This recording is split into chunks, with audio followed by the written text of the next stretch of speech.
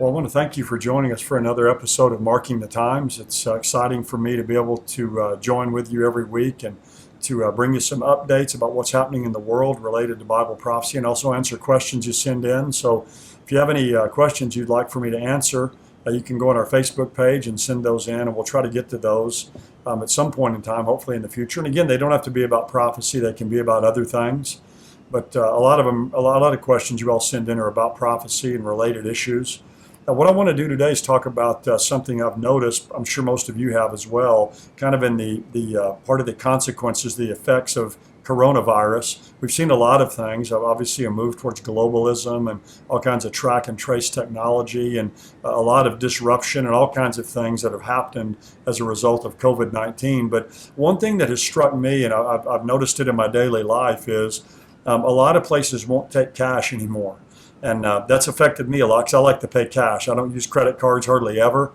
And a lot of places I'll go now, it's like, they won't take cash. You have to use your credit card. And again, that's not a huge issue. But one point to that I think that's fascinating is I do believe the Bible predicts that in the end times, there will be a cashless society.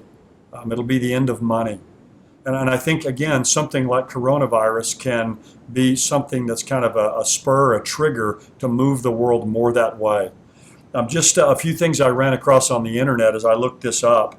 Euro News has an article just a few days ago, is coronavirus pushing us towards a cashless society?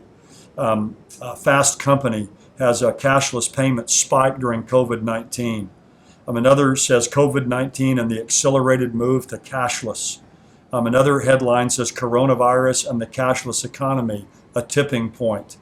Another says how the coronavirus crisis could boost a cashless economy. The Boston Herald says coronavirus speeds up the move to cashless society. Again, on and on you can go.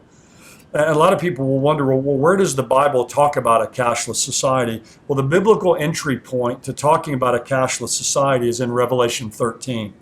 Revelation 13 is really the Antichrist chapter of the Bible. Chapter 13 of Revelation, verses 1 to 10, describe the coming world ruler, coming world political, economic ruler. But then when you go down in chapter 13, verses 11 through 18, it describes a second person who will kind of be the lieutenant or kind of the second in command to the Antichrist. And he's going to lead a world economy that's going to obviously be in favor of and towards this Antichrist, this world ruler. And again, most of you are familiar with this passage, but in Revelation chapter 13 and verse 16, it says, and he, that again, it's talking about this second beast. He's called in the Bible the false prophet. He's this lieutenant or this propaganda minister for the Antichrist. It says, he causes all, the small and the great, the rich and the poor, the free men and the slaves, to be given a mark on their right hand or on their forehead. Of course, this is the well-known mark of the beast. And he provides that no one should be able to buy or sell except the one who has the mark, either the name of the beast or the number of his name. Here is wisdom. Let him who has understanding calculate the number of the beast, for the number is out of a man, and the number is 666. Now, I don't want to get into the mark of the beast. We've talked about that other times. But what I think is fascinating here in Revelation 13, we have a one world government, and we have a one world religion because everybody has to worship the Antichrist. And we also have a one world economy. And so this mark of the beast will basically be the passport to be able to participate in the one world economy. And people will take this mark on their right hand or the forehead. And again, it'll be basically a pledge of allegiance to the Antichrist, and will give you the opportunity to participate in this economy. But you'll notice it says that you can't buy or sell if you don't have the mark of the beast.